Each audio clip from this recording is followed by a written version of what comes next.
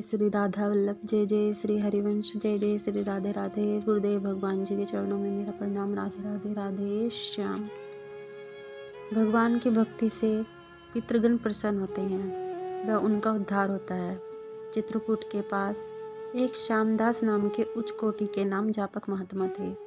एक दिन एक लड़का उनके पास आकर बोला कि हमको संसार से विरक्त होने लगी है। उनसे महात्मा से साधन पूछा तो उन्होंने कहा कि भगवान को नाम तुम्हें पसंद हो उसको जपने लग जाओ, वैष्णवी आचार विचार का पालन करो। उसको श्री सीताराम जी का रूप नाम प्रिय था।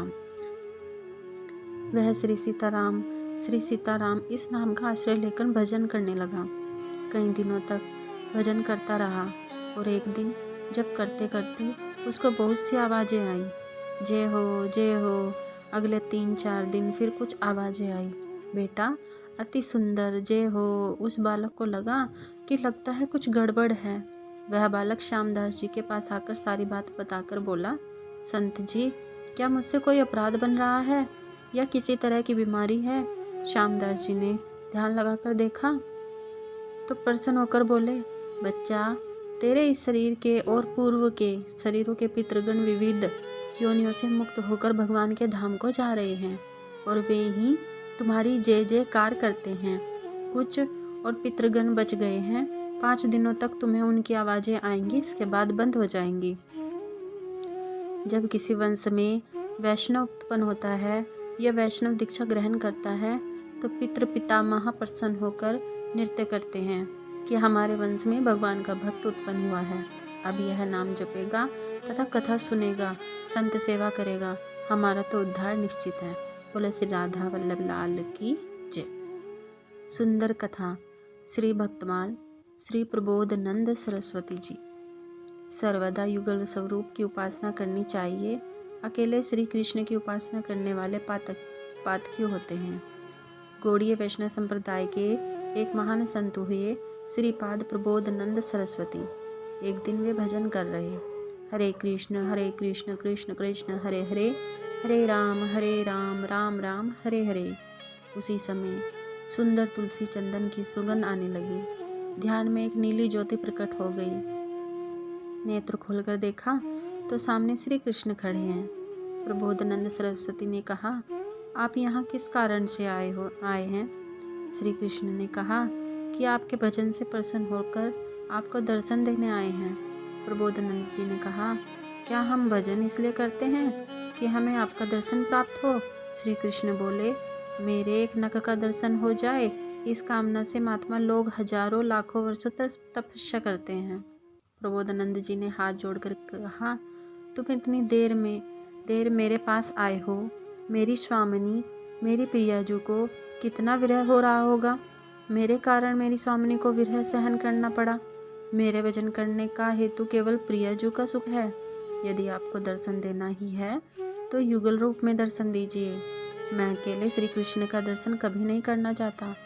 इस भाव को सुनकर भगवान बहुत प्रसन्न हुए और प्रबोधानंद जी को श्री राधा कृष्ण दोनों का दर्शन हुआ। श्री प्रिया प्रीतम ने प्रबोधानंद जी को आशीर्वाद दिया और अंतर्ध्यान हो गए।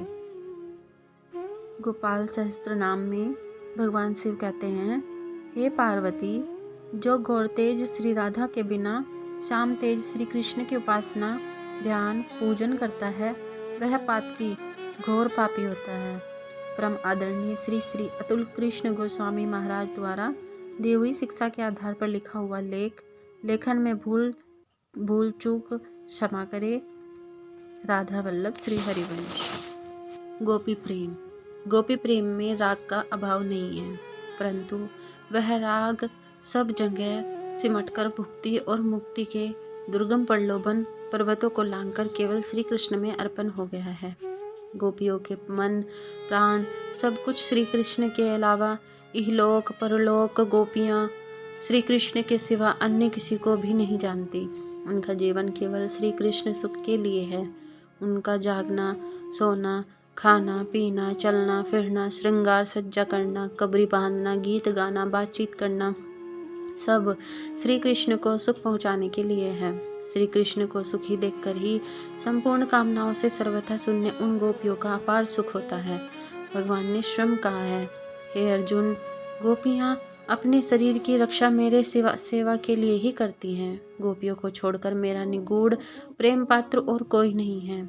यहाँ यह प्रश्न होता है कि सुख समुद्र विज्ञान नंद घन भगवान को सुख पहुँचाना कैसा? क्या गोपियों के द्वारा ही भगवान को सुख मिलता है? भगवान क्या स्वयं सुख संदेह नहीं है? हैं? क्यों नहीं? शक्तिमान भगवान की हार्दिनी शक्ति तो श्री राधिका जी हैं। वे इस शक्ति को अपने वंशी ध्वनि द्वारा सदा अपनी ओर खींचते रहते हैं। भगवान की यह शक्ति स्वाभाविक ही अपनी सारी अनुगामी अंग शक्तियों सहित सदा सर्वदा भगवान की ओर खींचती रहती है और भगवान उस आहाद्य को पाकर पुनः उसे उन्हीं शक्तियों को प्रेमी भक्तों को बांट देते हैं। भक्त भगवान की बांसुरी की ध्वनि भगवान का आह्वान सुनकर घर द्वारिका सुधि भुलाकर प्रमत्त होकर अपना सर्वस्व न्यौछावर कर भगवान को सुखी करने के लिए दौड़ता है। भगवान उसकी दी हुई सुख की भेंटों स्वीकार करते हैं और फिर उसी को लौटा देते हैं। दर्पण में अपनी शोभा भरकर दर्पण को शोभायुक्त बनाने वाला पुरुष उस शोभा को स्वयं ही वापस पा जाता है और वह सुख लौटकर उसी को मिल जाता है। इसी प्रकार परम सुख सागर भगवान गोपियों के सुख की भेंट को स्वीकार कर उनकी इस कामनाओं की श्री कृष्ण हमें देखकर हमारी सेवा स्वीकार कर हमारे साथ खेलकर उस सुखी हो पूरी कर देते हैं। भगवान सुखी होते हैं और वह सुख अपरिमित रूप में बढ़ा करके उन्हीं को दे देते हैं। गोपियों के प्रेम की यह विशेषता है कि गोपियों का निज सुख की कामना रत्ती भर भी नहीं है। उनके मन में अपने सुख के लिए कल्पना ही नहीं होती। वे तो अपने द्वारा श्री कृष्ण सुख को सुखी हुए देखकर ही दिन रात सुख समुद्र में डूबी रहती हैं। गोपियों का प्रेम कालिमा शून्य है। वह निर्मल भास्कर सर्वथा दिव्य है, अलौकिक है। श्री चैतन्य चरित्रामृत में काम और प्रेम का भेद बतलाते हुए कहते हैं, काम और प्रेम में बड़ा ही अंतर है। हम विषय विमोहित जीव काम की ही प्रेम मानकर पाप पंख में फंस जाते हैं। काम जहर मिला हुआ मधु है, प्रेम दिव्य स्वर्गीय सुधा है। काम थोड़ी ही देर में दुख के रूप में बदल जाता है। प्रेम की प्रत्येक कसक के ही सुख सुधा का स्वाद मिलता है। काम में इंद्रिय तर्पित इंद्रिया चरितार्था है। प्रेम में तन्मयता प्रियतम सुख की नित्य प्रबल आकांक्षा है। काम में इंद्रिय तर्पित सुख रूप दिखने पर भी परिणाम में दुख रूप है। प्रेम सदा अतर्पित होने पर भी परम नित्य सुख रूप है। काम खंड है, प्रेम अखंड है। काम अक्षयशील है, प्रेम नित्य वर्धनशील है। काम में विषय तृष्णा है, प्रेम में विषय विस्मरण है। काम का लक्ष्य विषय है, आत्म तृप्ति है। प्रेम का विषय पूर्ण त्याग है और चरम आत्म विस्मृति है। यथार्थ प्रेम से ही काम का नाश हो जाता है। यद्यपि प्रेमी अपने प्रेमास्पद को सुख पहुंचाने की इच्छा को कामना ही मानता है और समस्त इंद्रिया मन और बुद्धि एकमात्र प्रेम मुखी होने से उसे कामना ही कहते हैं, परंतु वह शुद्ध प्रेम यथार्थ में काम नहीं है। राधा वल्लभ श्री हरिवंश।